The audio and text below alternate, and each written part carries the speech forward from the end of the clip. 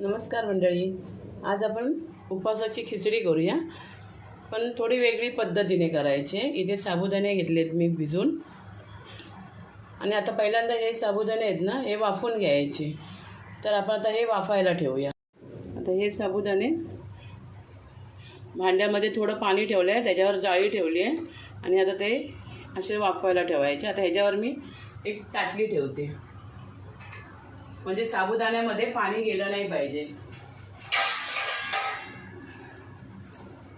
ही अशी ताटली ठेवायची आणि 10 मिनिटं फक्त वाफून घ्यायचे. शेंगदाणे पण भाजून घेते.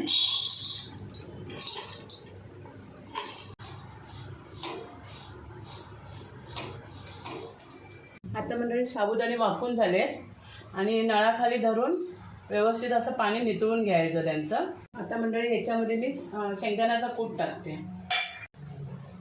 आताच टाकला ना तर तो व्यवस्थित साबुदाण्याला चिकटून जातो. मी 7 चमचे टाकते. हे 6 झाले आणि हा एक 7. तर शेंगदाण्याचा कूट जर जास्त असेल ना तर व्यवस्थित म्हणजे चवीला लागतात व्यवस्थित. कसं दाणा दाणा अगदी मोकळा झाला आहे, म्हणून मी तुम्हाला बोलली मी जरा वेगळ्या पद्धतीने खिचडी दाखवते तुम्हाला, नेहमीच्या पद्धतीने नाही दाखवत आहे.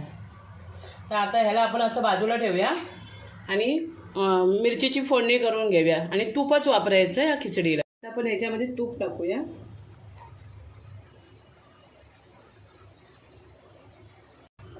हा छोटा चमचा 2.5 चमचे टाकला आहे. आता तूप गरम झालं. मी जिरं नाही वापरत उपवासाच्या खिचडीला. आता तूप गरम झालं की मिरच्या टाकते. एकदम असं क्रिस्पी झाल्या पाहिजे मिरच्या. आणि बटाटे कच्चे घ्यायच्या, साली काढून घ्यायच्या आणि मिक्स करत करतच शिजवायचे. ते शिजतात लगेच. आपण ह्याच्यामध्ये थोडंसं बटाट्यामध्ये मीठ टाकूया, म्हणजे बटाट्याला पण मीठ लागेल. जास्त नाही टाकायचं, थोडंच टाकायचं. नंतर परत खिचडीमध्ये आपल्याला मीठ टाकायचं नाही आहे, आताच टाकायचं आहे.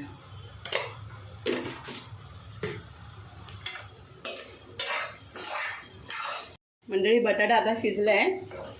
आता आपण साबुदाणे ह्याच्यामध्ये टाकून घेऊया.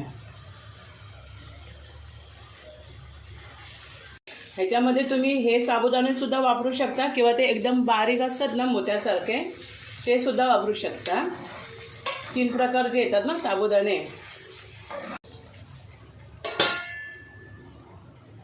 थोडीशी साखर टाकूया, कारण मला तिखट गोड अशी साबुदाण्याची खिचडी आवडते.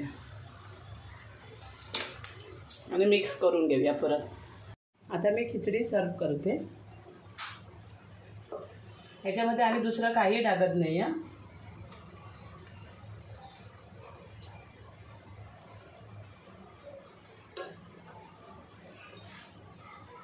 आणि जेवढं तुम्हाला मी 7 चमचे शेंगदाण्याचा कूट दाखवला तेवढाच. ही बघा मंडळी, आपली साबुदाण्याची खिचडी तयार झाली आहे. थोडं जवळून दाखवते तुम्हाला. व्हिडिओ तुम्हाला आवडला तर एक लाईक करा, शेअर करा आणि सबस्क्राईब करा. थँक्यू.